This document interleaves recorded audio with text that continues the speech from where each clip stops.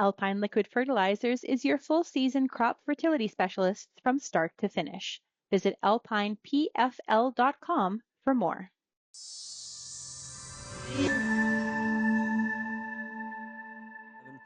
Today we're going to do something a little bit different. I got a guest, and it's a friend of the program. It is Kody Blois. He is MP out of Liberal MP out of Nova Scotia, King-Hants. Is that correct? Is that how I say that, Kody? Is it? Well, you're close. It's Hants, but I Okay. appreciate that you know where I'm at. I lost a bet. Kelvin said it was Hants during the commercial break, and I should have listened to him, and he had it right. So Kelvin wins this one. Where are you at today? I'm in Halifax, Shaun, and the Nuffield Canada scholars are all here as part of their AGM. So Josh Olton, who's a farmer from the Valley, he said, Kody, come on in. And I just got back from Ottawa, and some great presentations, some good policy ideas, lots of good work happening on the ground. So any of your listeners will know the importance of the Nuffield program. So it was nice to be able to come in and say a few words and hear some good presentations. And with Parliament prorogued, you can do this kind of stuff. Parliament prorogued. I was just in Ottawa. We had our national caucus. And look, suffice to say, there's a lot going on in the world, isn't there, boy? Every time we turn on the news, Mr. Trump might be saying something more about tariffs or the realignment of global trade. And I know your listeners would be, I presume, concerned because we're the breadbasket, aren't we, in Canada in terms of our ability to send food around the world. So I think that's a big concern. I know your listeners would be concerned about what the impacts are. And I guess my message is it's something we're following very closely. We're obviously hoping to engage with the Americans that the tariffs never come to pass. But if they do, we'll be ready to respond, and we'll be there to help support sectors and try to find pathways forward. I would imagine the retreat here, the caucus meeting, was a little bit different than some of the past ones, or any perspective there? Yeah, well, look, obviously we're in the middle of our leadership, and I do want to touch upon this. I mean, look, there's still the work of government. I was very pleased to see the Prime Minister give way for leadership renewal. Shaun, you'll know, and I've been on the podcast, I've tried to be a strong voice for rural Canada. I think the government has done some really good things. There's some areas that I think we could have been better. But I think that the opportunity right now for the Liberal Party of Canada to have leadership renewal is important, not just for the party, but for the country, because there are some big issues coming down the line, notably Canada, US. How do we grow the economy? How do we focus on competitiveness? And the leadership opportunity gives us a chance to weigh the candidates in that regard. And I want to push your listeners because the way in which the leadership process works is the similar way to what the Conservative leadership process worked, which is there is 100 points allocated to every single federal riding in the country. Now, the Conservatives' weak point when Aaron O'Toole won leadership was around Quebec. There was very little organization for the Conservative Party in certain parts of Quebec. Aaron O'Toole did really important work in rural ridings there. He highlighted some of the concerns around gun policy that our government had introduced, and it frankly was what propelled him into leadership. Mr. Poilievre, it was quite a whitewash in terms of the sense that he dominated kind of across the country. But I think that there's a unique opportunity for some of your farmers and listeners. Some may be dyed in the blue Conservative and will say, my God, Kody, I don't even want to listen to this guy.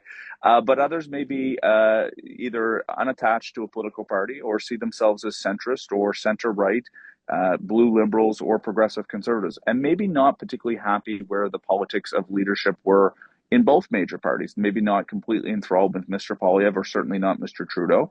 I think there's an opportunity for the farming community to actually register. Our process right now is playing out until Monday. So if your listeners are out there, you can go on Google and you can say register as a Liberal. Does not mean that you have to vote Liberal in the general election. Does not mean that you have to donate money or become a member of the party forever. But maybe you want to get involved in a process that actually determines who the next prime minister is, at least until the general election, and ultimately who the next leader of the Liberal Party is. And I've talked to a lot of farmers, particularly in Western Canada, and I've said this is a unique opportunity for you to weigh in because we do have some ridings, if we're being honest, that are very unlikely that frankly will not go Liberal in the next general election. But there are people that may want to play into that process and be able to vote for our leader that is either of their political ilk, but certainly for the agriculture sector, Shaun, here's an opportunity for farmers in rural parts of the country, in ridings where our membership would be quite low, to be able to register, to be able to vote and to vote for the candidate that best represents rural Canada for them, or growing the economy or growing the agricultural sector. I'm going to be supporting Mark Carney. I've endorsed him. I think he is a great change agent. He is someone that has a ton of private sector acumen.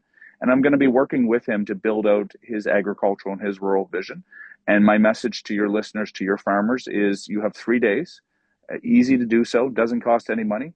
Jump on and be part of the process and help determine your next prime minister. Look, if it's not Mark Carney, maybe it's someone else for you.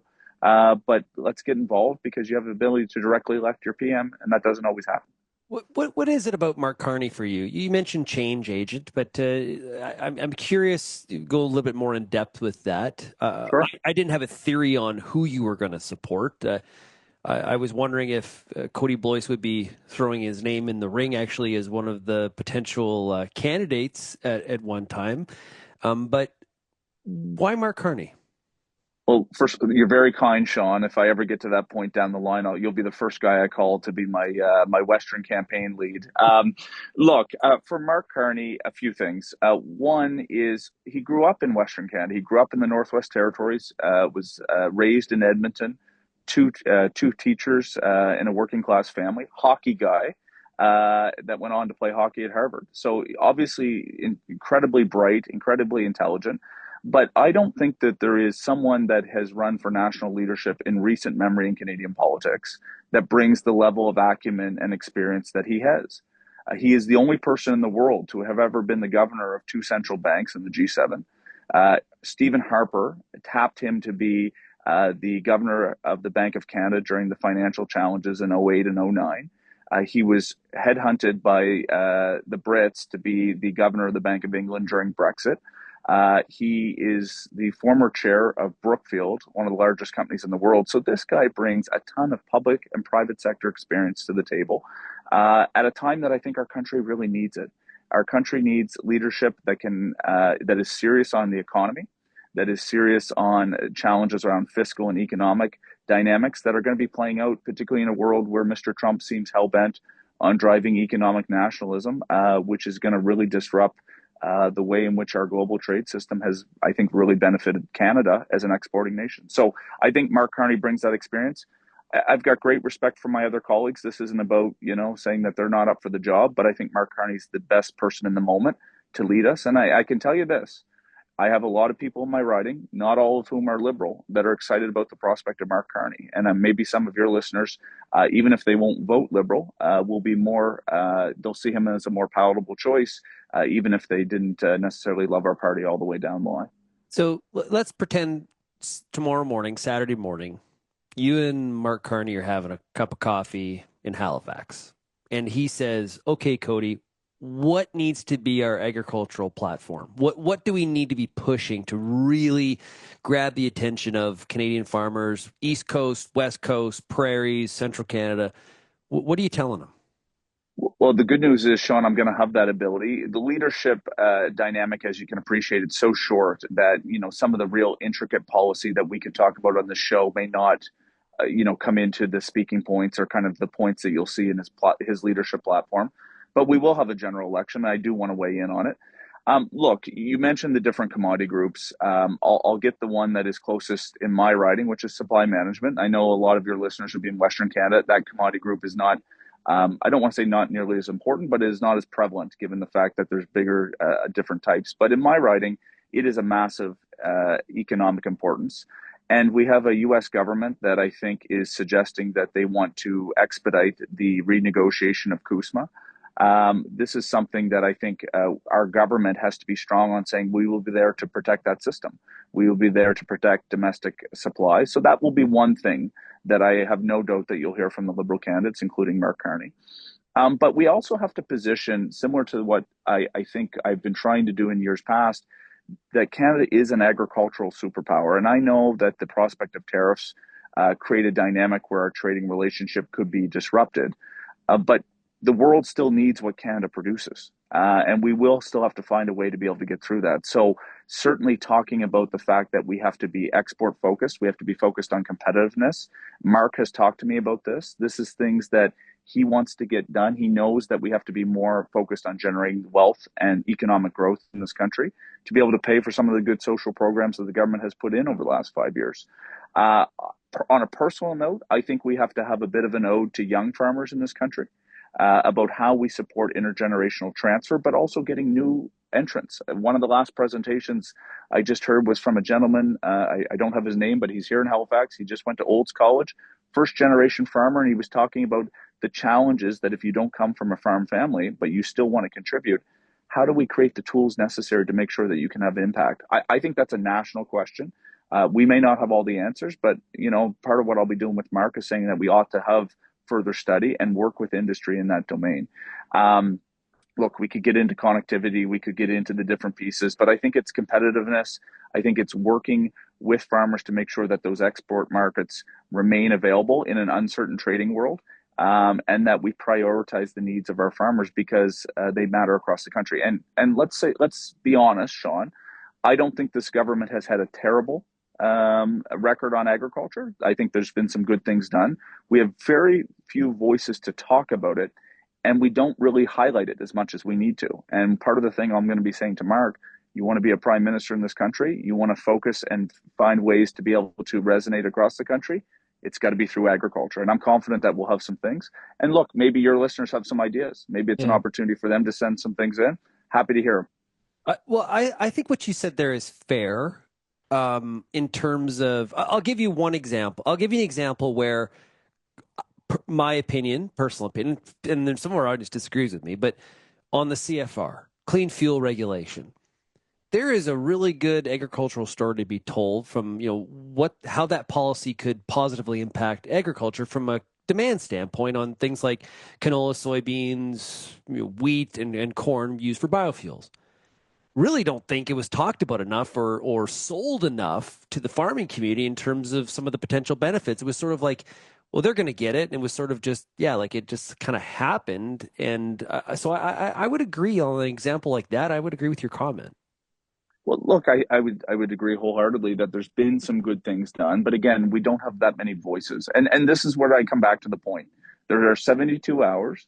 If your listeners are going to hear this today or hear it on Saturday, they should go actually make their voice heard, register, and then you have 2 months to watch this play out. And my commitment to your audience, and I've been working the phones in Ontario and Saskatchewan in particular, is to say, look, register. And, I'm happy to bring Mark to you. I'm happy to make sure that we can set up those calls or maybe bring him directly to the farm gate. I know he, for example, is going to be at a farm in Shawinigan on Sunday. These are good things. We need to make sure that he knows about rural Canada, about the sector. He grew up there, but he's willing to be a team player. And I think we want to build up his resume and his credentials in that area. And it takes the feedback from the agriculture sector to do so. So what I want to say is, Shaun, you and I are proud rural Canadians. So are your listeners, I know. Sign up. Have the ability to weigh in, and let's make sure that the agricultural sector, or certainly rural industry, is at the forefront of the leadership campaign for the Liberal Party. And we'll see where the chips land in the general. But I think that this is extremely important, and I'm enthused to support Mark. And again, we have other good candidates, but I think he's the change agent, and I think he'll have an agenda that is going to speak to some of your listeners, maybe perhaps a little bit more than our current prime minister. Well, interesting political times in the U.S., and Canada is doing a good job of saying, hey, U.S., hold my beer. We'll show you interesting. North America is a very interesting political scene right now, indeed. Kody, thanks so much for joining us. Hopefully I get to see you next week, especially on Monday in Greenwich. I'm not sure if you're going to be there or not, but look forward to seeing your beautiful province on Monday. I'll see you with bells on Monday, and thanks for making the time today. I know I got to take those Kody Blois slides. I got to take some of those slides out of my deck. You're going to put up your hand and call me out on some of the stuff I may say. Looking forward to it.